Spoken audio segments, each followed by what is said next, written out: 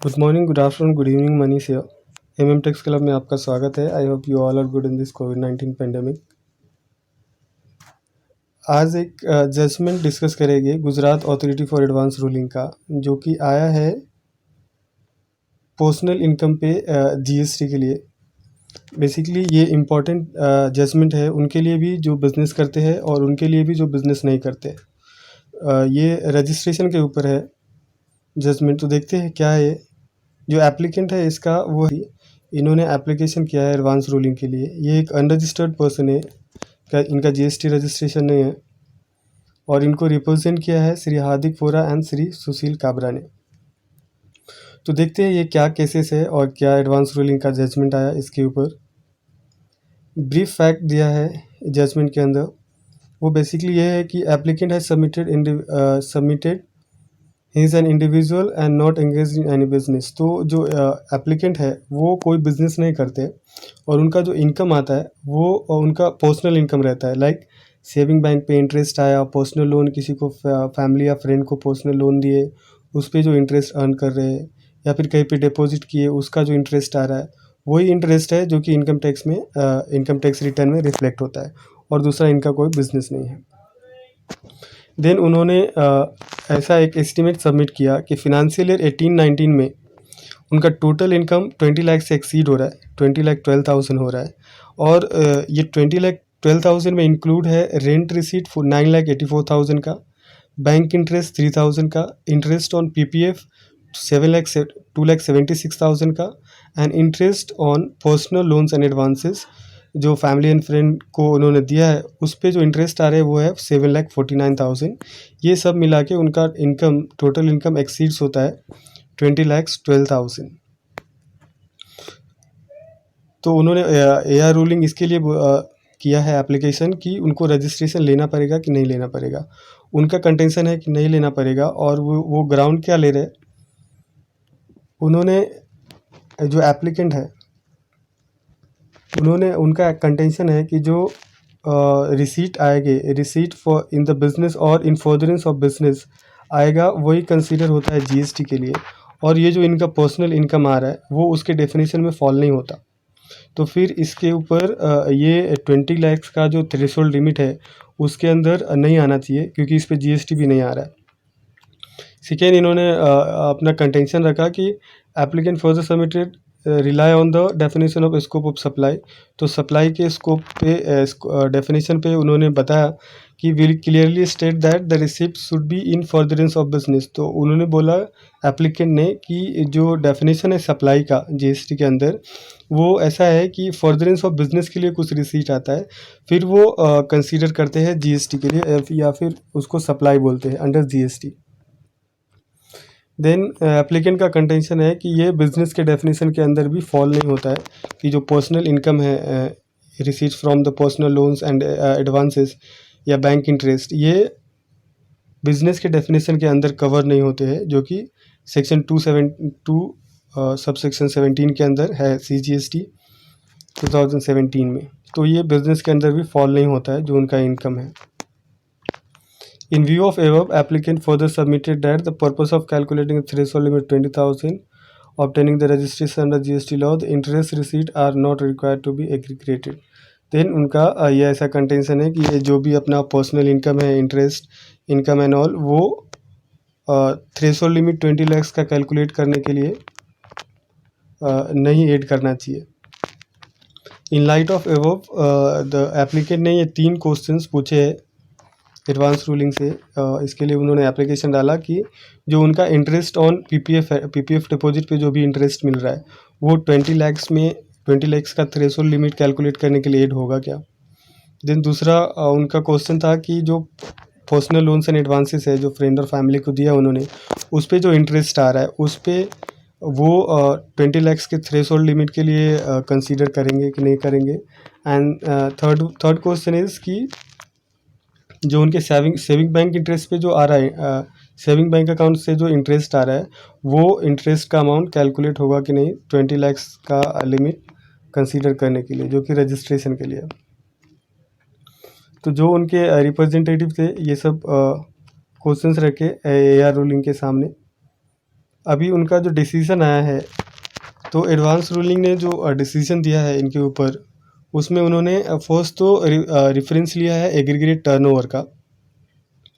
उन्होंने बताया कि ये थ्रेशोल्ड लिमिट 20 लाख या 10 लाख जो कि स्पेसिफाइड स्टेट्स में है कि 10 लाख लिमिट क्रॉस होता है तो फिर आपको जीएसटी रजिस्ट्रेशन लेना होता है। बाकी सब स्टेट्स में 20 लाख का लिमिट है।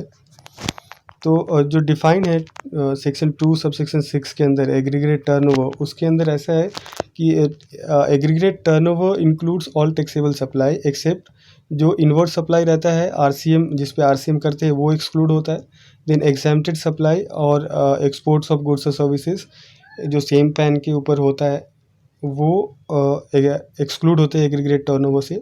बाकी सब टैक्सेबल सप्लाईज इंक्लूड रहता है एग्रीगेट टर्नओवर के अंदर।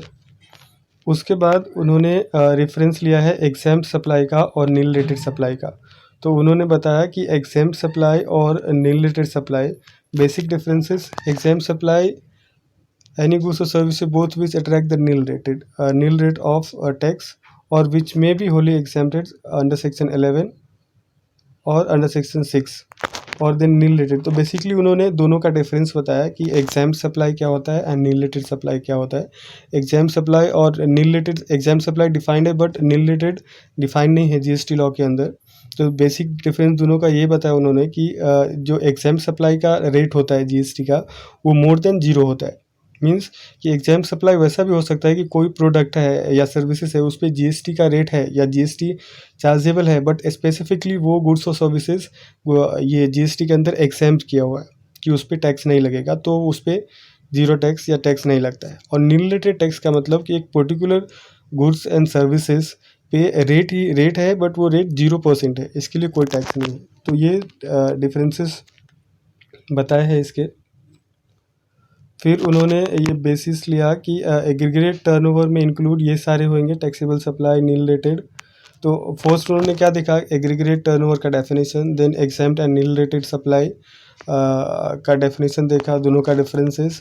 देन उन्होंने बताया कि एग्रीगेट टर्नओवर के अंदर ये सारी चीज़ें इंक्लूड्स होंगे, nil rated, exempt supply, taxable supplies, जो इसके अंदर कवर नहीं होते हैं जो एक्सपोर्ट्स है वो सब। देन सप्लाई का रेफरेंस लिया इन्होंने कि सप्लाई के अंदर भी all form of supply of goods on both as sale और transfer, barter, exchange, licence, rental, lease, disposal agree to made considered by a person in furtherance of business. तो furtherance of business के लिए ये सारी चीज़ें supply के अंदर cover होते हैं। Other than furtherance of business, अगर कुछ इम्पोर्ट ऑफ सर्विस कराते हैं बट वो फर्दरेंस ऑफ बिजनेस के लिए नहीं है तो वो भी सप्लाई के अंदर कंसीडर करते हैं। Then schedule 2 and schedule 1 and schedule 2 में जो स्पेसिफाइड है वो फिर सप्लाई के अंदर है। तो ये सब कंसीडर किया उन्होंने एडवांस रूलिंग ने डिसीजन के लिए ये सब रिफर किया points. And then this supply includes all this sale, transfer, barter. तो उन्होंने बताया कि सप्लाई के लिए 2 इंपॉर्टेंट चीज़ें हैं, एक तो सप्लाई फॉर द कंसिडरेशन होना चाहिए and supply for the furtherance of business होना चाहिए। तो 2 चीज़ें, 2 एलिमेंट है सप्लाईज के लिए, 1 for the furtherance of business, second for the consideration. Then उन्होंने एडवांस रूलिंग ने कुछ नोटिफिकेशंस है उसके रेफरेंसेस लिए है। नोटिफिकेशन नंबर 12 2017, नोटिफिकेशन नंबर 9 2017, 28 जून 17 का है ये। एंड देन एक नोटिफिकेशन नंबर 917, ये जो नोटिफिकेशंस है वो है relates to the services by way of extending the deposits, loans, advances in so far as consideration represented bye way of interest. तो ये बेसिकली है जो नोटिफिकेशन है वो उसके लिए है जो पर्सनल इनकम जनरेट करते हैं लोन्स एंड एडवांसेस पे जो उनका इनकम आता है और वो एग्जैम्प्टेड है, जो पर्सनल नेचर का है, जो पर्सनल इंटरेस्ट इनकम जो जनरेट करते हैं वो एग्जैम्प्ट है ये नोटिफिकेशन के अंदर। तो इसका रेफरेंस लिया ये नोटिफिकेशंस का। उसके बाद उनका डिसीजन आया है ये कि उन्होंने इसके ऊपर डिस्कस रेफरेंस लिया 3-4 चीज़ों का। एक तो एग्रीगेट टर्नओवर, फिर एग्रीगेट टर्नओवर के बाद उन्होंने लिया कि related supply and exempted supply क्या होता है। देन उन्होंने सप्लाईज का डेफिनेशन बोला, उसमें बोला कि 2 एलिमेंट है इसके सप्लाईज के, और कुछ देन नोटिफिकेशंस के रेफरेंस लिए कि ये सब इसके अंदर जो इंटरेस्ट इनकम है पर्सनल वो एग्जेम्प्टेड है। तो उसके बाद एडवांस रूलिंग ने ऐसा डिसीजन लिया कि एप्लीकेंट है वो इंडिविजुअल है एंड टर्नओवर उनका 20 लाख से ज़्यादा है। Since the income is interest related, turnover is exempted from the GST. तो इंटरेस्ट रिलेटेड उनका इनकम है तो वो जीएसटी के अंदर एग्जेम्प्टेड है। However the applicant also supplies the services renting of immovable property. तो जो एप्लीकेंट है वो उनका एक टैक्सेबल सप्लाई भी है इमूवेबल प्रॉपर्टी, जिसपे टैक्स लगता है। देन और उसका अमाउंट है 9,84,000। We know that the transaction renting of immovable property is chargeable to the GST. तो इस पे जो एक इनकम है उनका इमूवेबल प्रॉपर्टी पे जो रेंट आ रहा है उस पे जीएसटी लगता है।